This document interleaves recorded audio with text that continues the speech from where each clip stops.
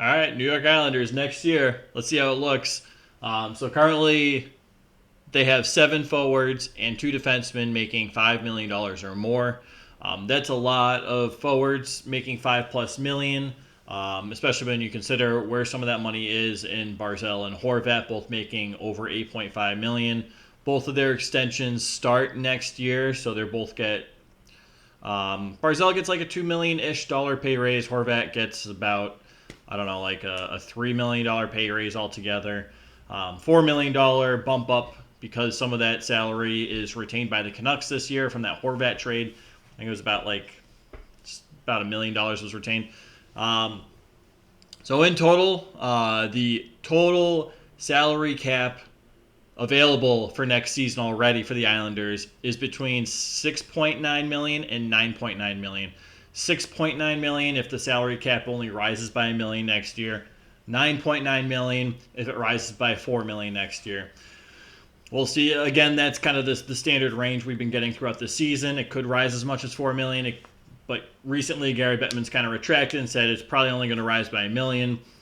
Realistically, we don't know. It could rise by a million. It could rise by 4 million. So we'll see with that. But regardless, between $7 and $10 million in cap space about. Currently on their roster, they have 11 forwards, 5 defensemen, and 1 goalie signed through next year. So most of their roster spots are already taken up. They really only need to sign 2 forwards, 2 defensemen, and a backup goalie. A lot of these are depth positions at this point, so it should be cheaper signings. So you should have some cap space to play with. But notable unrestricted free agents and restricted free agents. Zach Parise, who has been a pretty good role player on the Islanders, kind of rejuvenated his career a bit since leaving Minnesota. You got Scott Mayfield on that back end, Semyon Varlamov, $5 million off the books right there with his contract. We'll see what happens to him. That's the thing. He's a very, very good backup, probably a 1B for most teams. You also have Ilya Sorokin net-minding the Islanders, so you have a Vezina caliber candidate in net every single year. So you don't really need a 1A, 1B scenario at this point in the Islanders net. So I'm hesitant to see if Varlamov re-signs at a cheaper price or goes elsewhere.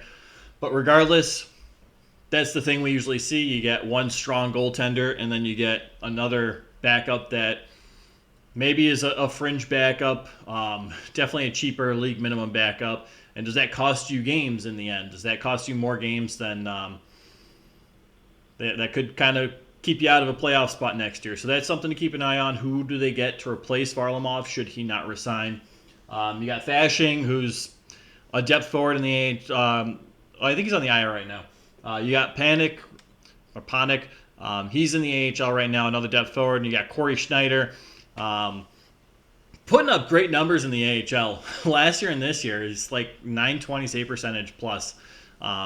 So he's a UFA. He's 36. Does he resign for another year? Does he retire? What goes on with Corey Schneider?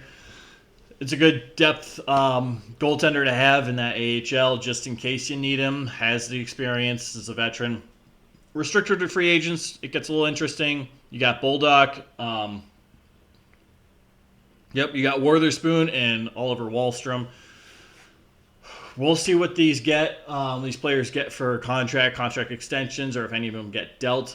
The thing with the Islanders is they don't really have a great farm system, and some of these younger guys aren't producing at a rate that it was projected, notably Wahlstrom. So we'll see if moves are going to be made, if maybe Lou Lamoriello decides, he's the general manager of the Islanders, decides to boost up their prospect pool. It doesn't really seem to be the Lou Lamoriello way at least the last several years. So we'll see. Your top prospect is gone in that Bo Horvat deal, Atu Ratti. Currently, the Islanders are league-wide 19th in points out of 32 teams. That's below the playoff mark. They're not in the playoff. They're not in a wild card position at this moment. And they have no first-round pick this year. It's conditional. If it's a top 12 first-round pick, the Islanders will get it, but will not have a first-round pick next year. So that's a little concerning. So you have a lot riding on this Bo Horvat deal if you're the Islanders. It's eaten up a good amount of your cap space to spend in free agency next year to fix your offense. And if the Horvat, if his numbers start to decline, or if he doesn't keep up his contract year success, which he's having this season, it's concerning. It's concerning because your money's tied up in a lot of hefty contracts, which are tough to move with the salary cap being flat or not increasing a whole lot. Even $1 to $4 million, teams are going to spend that this summer. Like teams are going to be at the cap next year, regardless if it goes up by $1 or $4 million. So they're going to have a tough time moving some of those contracts if they need to.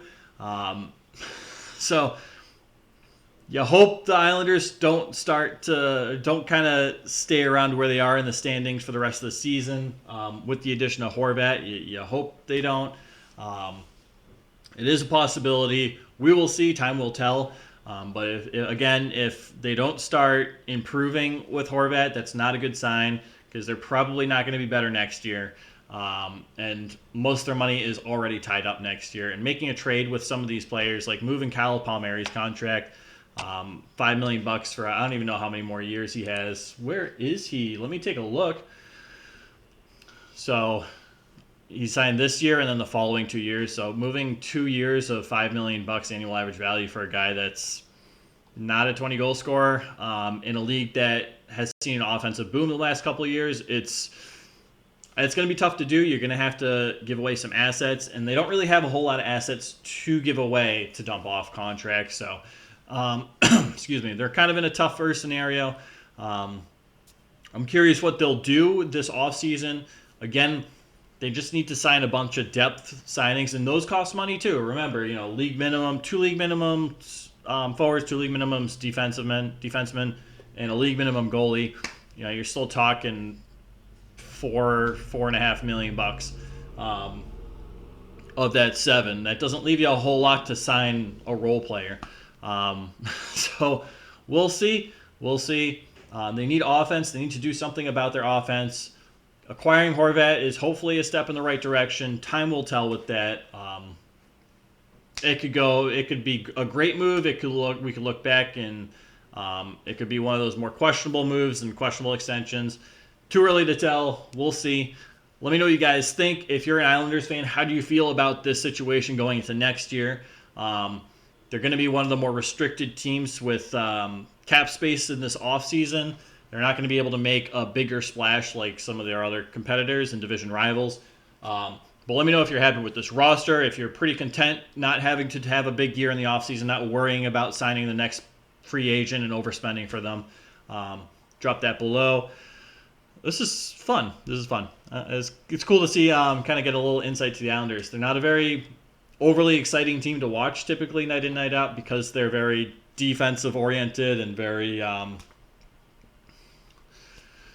disciplined, I guess you could say. Some of the players are fun to watch. Barzal's always fun to watch. Brock Nelson, I love watching Brock Nelson.